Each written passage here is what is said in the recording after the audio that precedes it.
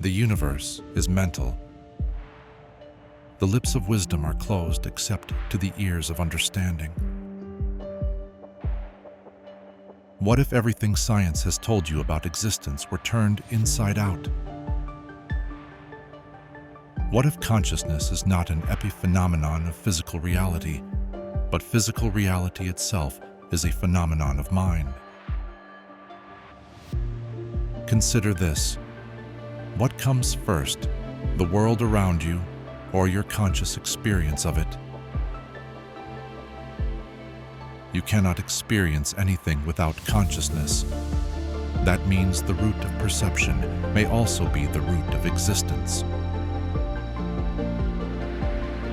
If the universe is made of recurring patterns or fractals, consciousness may represent a higher-order manifestation of these patterns, a bridge between the inner and outer worlds. Yet modern materialism teaches that only the physical exists, shaping humanity mostly toward external development and technology. Let us try to balance the scales between inner and outer existence.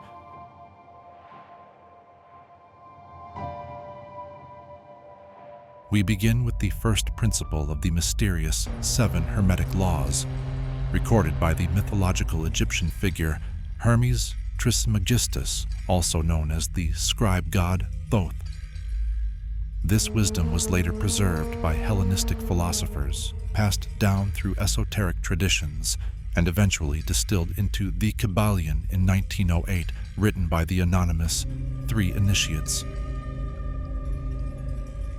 The all is mind, the universe is mental.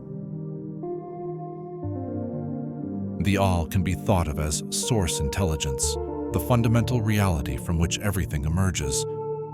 It is infinite, unknowable, and paradoxical to human cognition.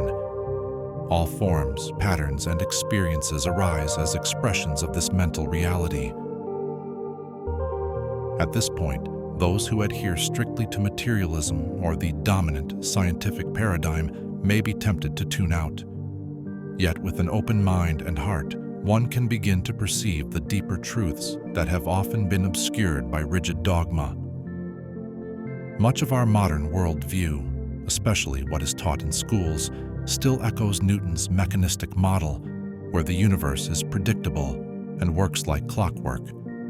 Yet even Newton himself wrote in Principia Mathematica, "This most beautiful system of the sun, planets, and comets could only proceed from the counsel and dominion of an intelligent and powerful being." Centuries later, Max Planck, the father of quantum theory, said, "I regard consciousness as fundamental.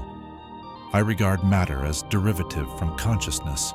We cannot get behind consciousness. Everything that we talk about, everything that we regard as existing, postulates consciousness."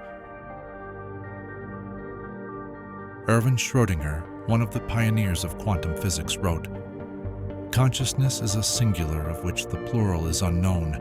Mind is not a servant of matter, but the fundamental ground of all being." These perspectives resonate strongly with the first Hermetic principle. Consciousness is not a byproduct of matter, it is the foundation of reality.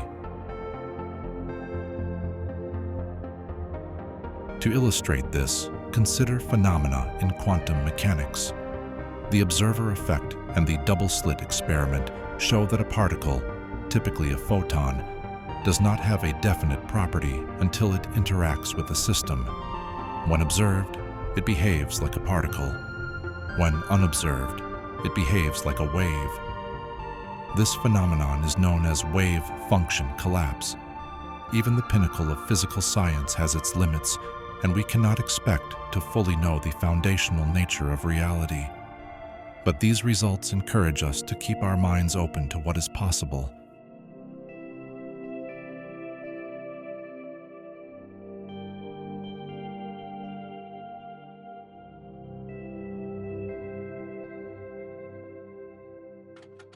Another example is quantum entanglement.